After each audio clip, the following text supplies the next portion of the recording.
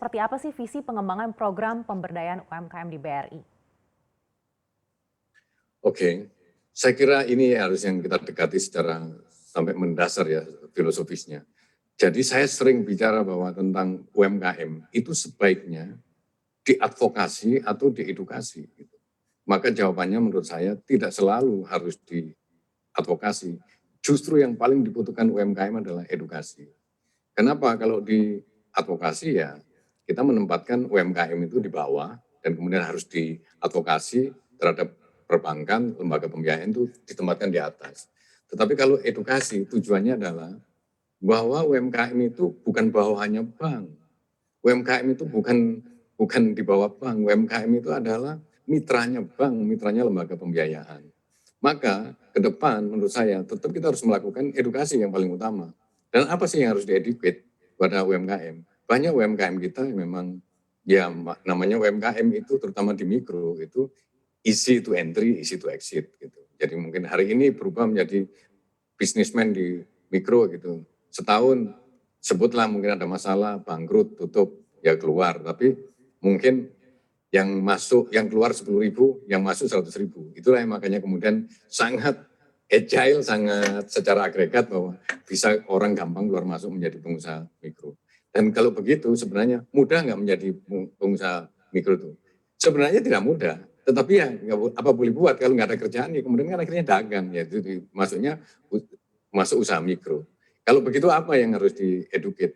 Menurut saya yang pertama memang spirit kewirausahaan itu tetap harus kita didik dan kita bimbing dan kemudian nanti usahanya kan nggak diharapkan untuk tetap stay sebagai mikro saja, bisa naik kelas. Maka kemudian itu butuh keterampilan, mau administrasi, manajerial, seperti itu. Dan kemudian yang lain mungkin saya kira mungkin butuh juga mengajarkan kepada mereka tentang akses. Akses terhadap apa? Mungkin akses terhadap informasi pasar, akses terhadap teknologi, akses terhadap permodalan sudah barang tentu. Dan setelah itu kita juga mesti dampingi mereka dalam hal mungkin menjaga sustainability daripada bisnisnya. Bukan bisnis atas dasar aji mumpung, tetapi sudah punya planning bahwa saya akan bisnis ini dan kemudian di bidang ini saya akan kembangkan secara kuantiti sekian dan kemudian waktunya sekian lama dan nanti kalau sukses saya akan diversifikasi kemana. Itu adalah bagian daripada menjaga sustainability. Dan yang terakhir mungkin tidak kalah penting bahwa UMKM juga harus kita bimbing mengenai praktek-praktek good corporate governance. Kenapa GCG ini penting?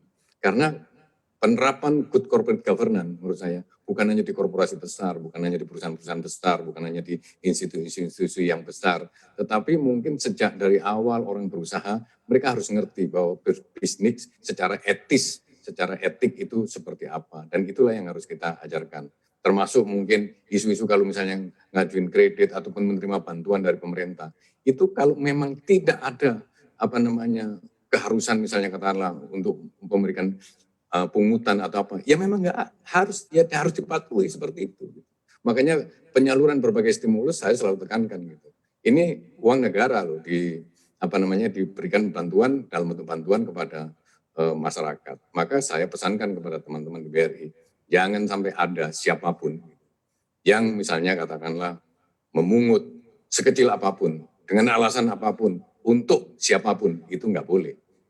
Itu contoh bahwa pengusaha-pengusaha mikro itu pun perlu diajari tentang prinsip-prinsip good corporate governance. Mungkin itu yang harus kita selalu kita gaungkan, selalu kita ajarkan kepada mereka.